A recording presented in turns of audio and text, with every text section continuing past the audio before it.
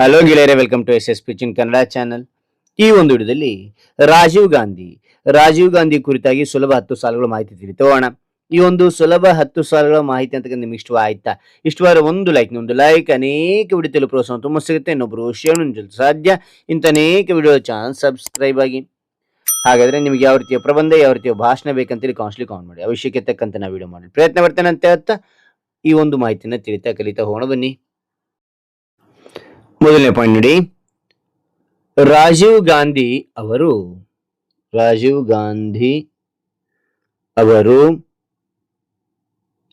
20 August 1944ರಂದು ಜನಿಸಿದರು. ಓಕೆನಾ?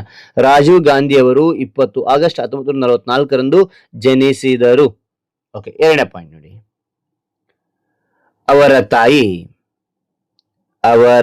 ತಾಯಿ ಭಾರತದ ಮಾಜಿ ಪ್ರಧಾನಿ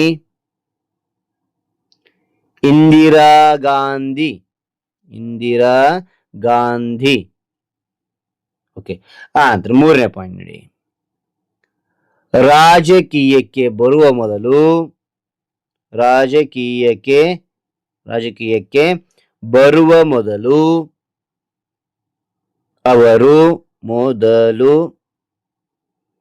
ಅವರು ವಿಮಾನ ಪೈಲಟ್ ಆಗಿದ್ದರು. ಓಕೆ, ಅಂತ ನಾಲ್ಕನೇ ಪಾಯಿಂಟ್ ನೋಡಿ, ಅವರು 1984ರಿಂದ 1989ರವರೆಗೆ ಭಾರತದ ಪ್ರಧಾನಮಂತ್ರಿಯಾಗಿದ್ದರು.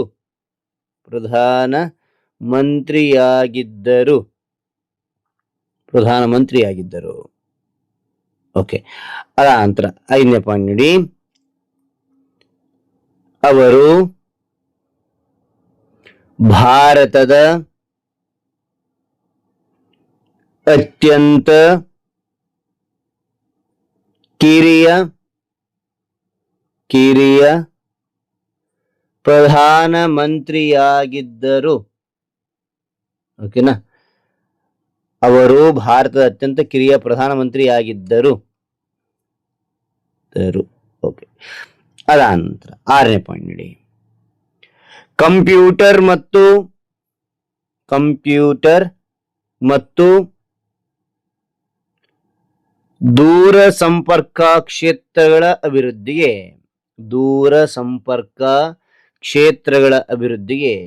ಅವರು ಪ್ರೋತ್ಸಾಹ ನೀಡಿದರು.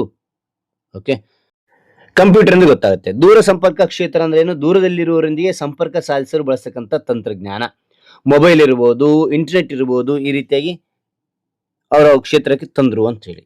ಓಕೆನಾ? ಕಂಪ್ಯೂಟರ್ ಮತ್ತು ದೂರ ಸಂಪರ್ಕ ಕ್ಷೇತ್ರಗಳ ಅಭಿವೃದ್ಧಿಗೆ ಅವರು ಪ್ರೋತ್ಸಾಹ ನೀಡಿದರು ಅಂತೇಳಿ. ಓಕೆ, ರಾಜೀವ್ ಗಾಂಧಿ ಅವರು 20 ಆಗಸ್ಟ್ 1944ರಂದು ಜನಿಸಿದರು. ಅವರ ತಾಯಿ ಭಾರತ ಮಾಜಿ ಪ್ರಧಾನಿ ಇಂದಿರಾ ಗಾಂಧಿ. ರಾಜಕೀಯಕ್ಕೆ ಬರುವ ಮೊದಲು ಅವರು ವಿಮಾನ ಪೈಲಟ್ ಆಗಿದ್ರು.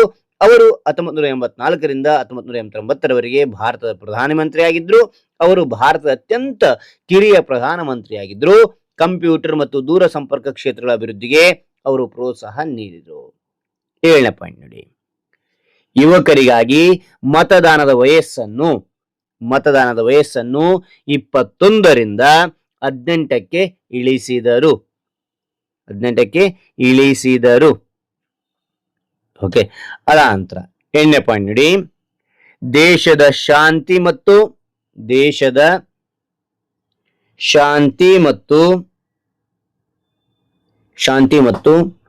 ಏಕತೆಗಾಗಿ ಶ್ರಮಿಸಿದರು. ದೇಶದ ಶಾಂತಿ ಮತ್ತು ಏಕತೆಗಾಗಿ ಶ್ರಮಿಸಿದರು. 9ನೇ ಪಾಯಿಂಟ್, 21 ಮೇ 1991 ರಂದು ಶ್ರೀ ಪೆರಂಬದೂರಿನಲ್ಲಿ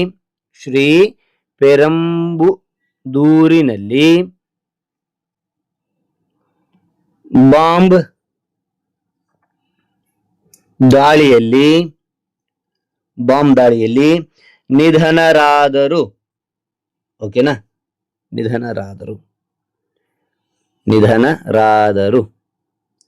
ಆ ನಂತರ 10ನೇ ಪಾಯಿಂಟ್ ನೋಡಿ, ಭಾರತದ ಅಭಿವೃದ್ಧಿಗೆ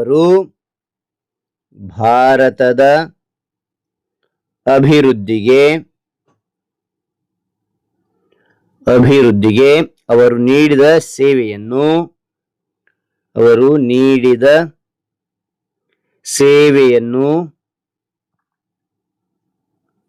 ದೇಶವು ಸದಾ ಸ್ಮರಿಸುತ್ತದೆ.